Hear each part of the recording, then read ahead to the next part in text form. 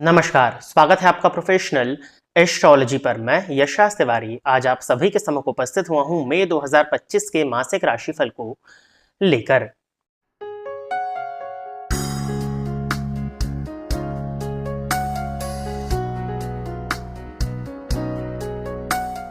इस राशिफल के कार्यक्रम में हम चर्चा करने जा रहे हैं कि आपका ये मंथ कैसा जाने वाला है, आपका करियर ग्रोथ कैसा होगा, धन की स्थिति आपके लिए इस मंथ में कैसी होने वाली है, आपकी शिक्षा, आपका स्वास्थ्य, आपका दाम्पत्य जीवन, अविवाहितों के लिए ये मंथ किन उपलब्धियों को लेकर के आ रहा है, साथ ही साथ आपके व्यापार की क्या स्थिति इस मंथ में होने वाली है। यानी कि जीवन के विभिन्न पहलुओं पर आज के इस राशिफल के कार्यक्रम में हम चर्चा करने जा रहे हैं।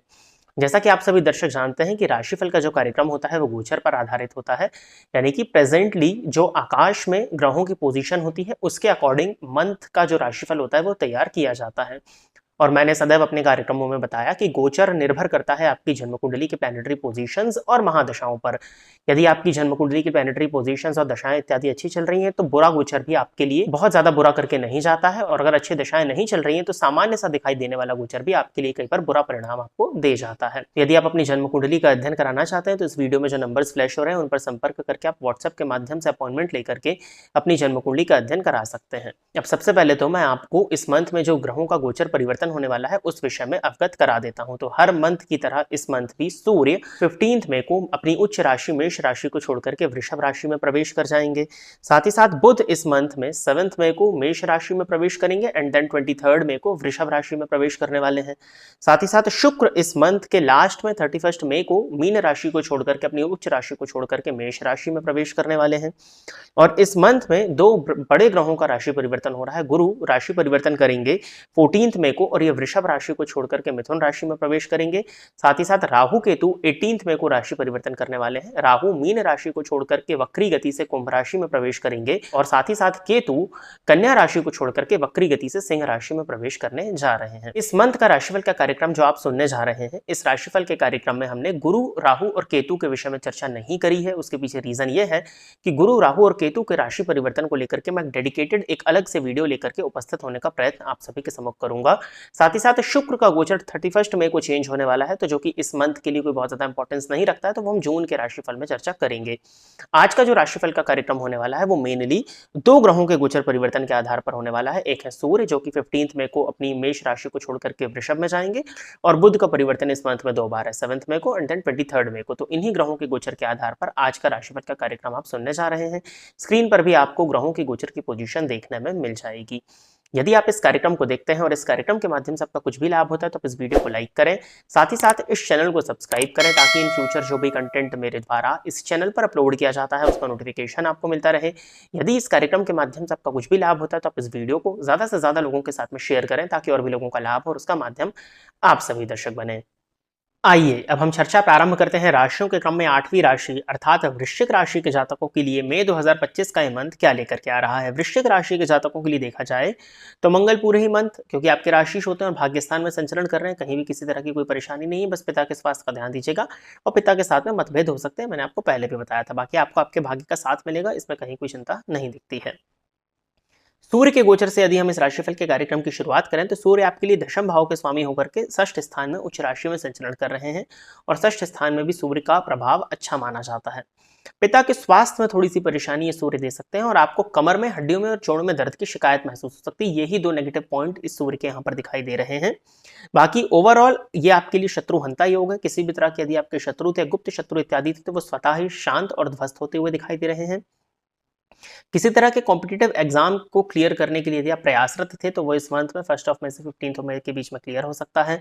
किसी तरह का डिपार्टमेंटल एग्जाम के थ्रू आप प्रमोशन चाह रहे थे तो वो प्रमोशन होता हुआ आपका 1 मई से 15 मई के बीच में दिखाई दे रहा है। कहीं ना कहीं यदि आपकी ज्वाइनिंग नौकरी में पेंडिंग थी तो वो ज्वाइनिंग होती हुई भी इस मंथ में दिखाई दे रही है।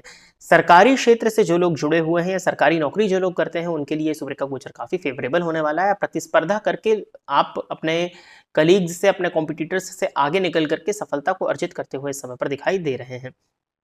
षष्ठ स्थान में सूर्य होने के चलते आपको कुछ हद तक मान सम्मान की प्राप्ति भी हो सकती है, लेकिन उसके साथ साथ छवि धूमिल होने की पॉसिबिलिटीज भी बनती है, तो इस बात का आपको ध्यान देने की जरूरत होगी। वाणी पर नियंत्रण रखने की जरूरत है और कहीं ना कहीं अपने काम से काम रखते हुए यदि आप इस मंथ में आगे बढ़ते हैं तो आपको ग्रोथ, प्रमोशन दोनों ही देखने में मिलेगा। नौकरी की तलाश में यदि थे तो नौकरी मिलती हुई भी आपके लिए दिखाई दे रही है, और स्पेशली बैंकिंग के क्षेत्र के लिए यदि प्रयासरत थे आप तो 7 मई के बाद में उसकी भी पॉसिबिलिटीज आपके लिए अच्छी बनती हैं। 15 मई के बाद में सूर्य राशि परिवर्तन करके आपके लिए सप्तम स्थान में संचरण करना प्रारंभ करेंगे, तो इसके कुछ पॉजिटिव पॉइंट्स भी तो कुछ नेगेटिव पॉइंट्स भी। 30% यहाँ से पॉजिटिविटी निकल करके ये आती है कि आपको आपके व्यापार में ग्रोथ देखने में मिलेगी। आपके कर्म, आपके मेहनत की वजह से आपको आपके व्यापार में विकास देखने में मिलने वाला है। पार्टनरशिप में यदि व्यापार था तो वहां पर थोड़े से मतभेद जरूर हो सकते हैं, परंतु इंडिपेंडेंट बिजनेस यदि आप करते हैं तो 15 मई के बाद में आपके लिए जो बिजनेस है वो ग्रोथ होता हुआ ही आपको देखने में मिलेगा। आपके व्यापार की वजह से आपके मान सम्मान और प्रतिष्ठा की वृद्धि होती हुई दिखाई दे रही है। सोशल मीडिया से जुड़ करके यदि आप अपने व्यापार का प्रचार प्रसार करना चाह रहे थे तो वो भी आप इस मंथ में 15 मई के बाद में कर सकते हैं। कहीं ना कहीं व्यापार बढ़ता हुआ ही दिखाई दे रहा है और व्यापार के माध्यम से धन का आगमन बड़ी मात्रा में हो, इस बात की पॉसिबिलिटीज 15 मई के बाद में आपके लिए बनती हैं। परंतु सूर्य राशि परिवर्तन करके सप्तम स्थान में आएंगे और शनि की दृष्टि से दृष्ट होंगे, तो आपको इस बात का भी ध्यान रखना है कि मार्केट में आपके शत्रुओं के द्वारा 15 मई के बाद में आपकी छवि को धूमिल करने का प्रयास किया जा सकता है, तो इस बात का आपको थोड़ा सा ध्यान देना है और अपनी तरफ से आपको सावधानी रख लेनी चाहिए। मैरिड लाइफ के पॉइंट ऑफ व्यू से देखा जाए तो कहीं ना कहीं मैरिड लाइफ में परेशानियां जरूर दिखती हैं, क्योंकि सूर्य सप्तम स्थान में आ जाएंगे और सूर्य जिस भाव में बैठते हैं उस भाव को चलाते हैं और कहीं ना कहीं शनि की दृष्टि से दृष्ट है, तो जीवन साथी के साथ में मतभेद और उतार चढ़ाव की स्थिति होगी। जीवन साथी के द्वारा अपमानित भी होना पड़ सकता है, इस बात का आपको ध्यान देने की जरूरत है, क्योंकि सूर्य सप्तम भाव में अगर शनि की दृष्टि से दृष्ट हो तो परेशानी का सामना आपको कराते हैं। तो इस बात का आपको थोड़ा सा ध्यान देना होगा। सूर्य की दृष्टि आपके लग्न पर पड़ेगी तो कहीं ना कहीं अहंकार की वृद्धि हो सकती है, क्रोध में वृद्धि हो सकती है, तो इस चीज पर भी आपको इस मंथ में नियंत्रण रखना होगा 15 मई के बाद में स्पेशली। अब हम बुध के गोचर काल के विषय में चर्चा करते हैं, तो 7 मई तक तो बुध आपके लिए 5th हाउस में है। 11 रिलेशनशिप में किसी भी तरह की अगर गलतफहमी थी तो उसको सॉल्व करने का प्रयास करिए। ओवर पॉसेसिव होने से आपको इस मंथ में बचना चाहिए, नहीं तो 11 रिलेशनशिप में परेशानी जाएगी। विद्यार्थियों के पॉइंट ऑफ व्यू से मंथ अच्छा होने वाला है, चाहे आप टेक्निकल फील्ड से जुड़े हुए हैं, चाहे आप मैनेजमेंट की फील्ड से जुड़े हुए हैं, चाहे आप अकाउंट्स की फील्ड से जुड़े हुए हों, हर फील्ड के विद्यार्थियों के लिए ये मंथ काफी अच्छा और काफी फेवरेबल होता हुआ दिखाई दे रहा है। विद्यार्थियों को किसी भी तरह की चिंता करने की जरूरत नहीं है।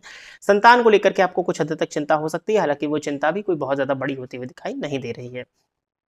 7 मई के बाद में बुध राशि परिवर्तन करके षष्ठ स्थान में आएंगे, तो अष्टमेश और लाभेश बनकर के बुध जब षष्ठ स्थान में संचरण करेंगे तो आपको अपने स्वास्थ्य का ध्यान देना होगा। त्वचाजन्य रोग हो सकते हैं, त्वचा से संबंधित परेशानियां उत्पन्न हो सकती हैं, तो हेल्थ का थोड़ा सा ध्यान दीजिएगा।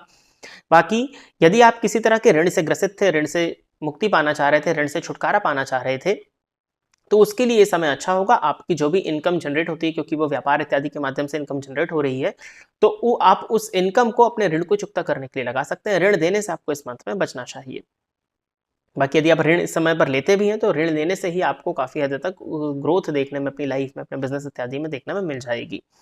बाकी 23 मई को बुध राशि परिवर्तन करके सप्तम स्थान में आएंगे, तो जीवन साथी के माध्यम से धन का लाभ, व्यापार का विकास आपको देखने में मिलेगा और व्यापार में ग्रोथ, व्यापार में वृद्धि देखने में मिलने वाली है। तो ओवरऑल समय तो आपके लिए अच्छा है। नौकरी पेशा यदि आप हैं तो नौकरी पेशा लोगों के लिए भी मैं बता चुका हूँ कि ग्रोथ अच्छी दिखाई दे रही है, प्रमोशन इत्यादि की पॉसिबिलिटीज बनती हैं। बस क्रोध पर थोड़ा सा नियंत्रण रखने की जरूरत आपको इस मंथ में पड़ने वाली है। बाकी शुक्र आपके लिए पंचम स्थान में संचरण कर रहे हैं और अपनी उच्च राशि में संचरण कर रहे हैं, तो अपने ज्ञान को थोड़ा सा लोगों को सिखाने में यदि आप लगाते हैं, अपनी स्किल्स को यदि आप लोगों को सिखाने में लगाते हैं, तो आपका ज्ञान, आपकी स्किल सेट और बढ़ जाएगा, या आपको प्रकृति ऐसे मौके देगी कि आपका नॉलेज और एनहांस हो जाए। बाकी शनि राहु की युति से बहुत ज्यादा चिंता करने की जरूरत नहीं, क्योंकि इस मंथ में ही ये शनि और राहु की युति अलग अलग हो जाएगी, तो कोई बहुत ज्यादा परेशानी का सामना यहाँ पर फिर आपको इस वजह से नहीं करना पड़ेगा।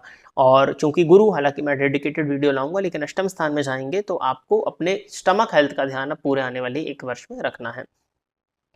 उपाय के तौर पर आपको इस मंथ में सूर्य भगवान की आराधना करनी है, सूर्य भगवान को नित्य जल देना है, सूर्याष्टकम का नित्य यदि पाठ कर सके तो ये उपाय करना आपके लिए अच्छा रहेगा।